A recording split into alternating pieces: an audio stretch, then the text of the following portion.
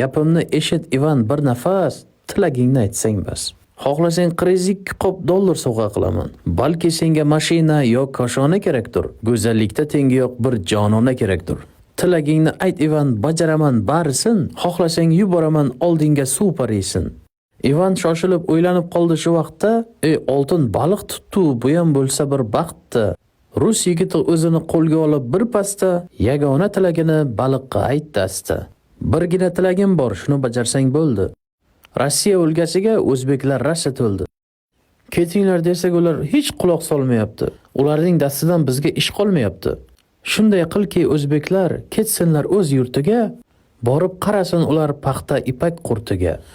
Ivanjon, tilaging dilimni qildi xira.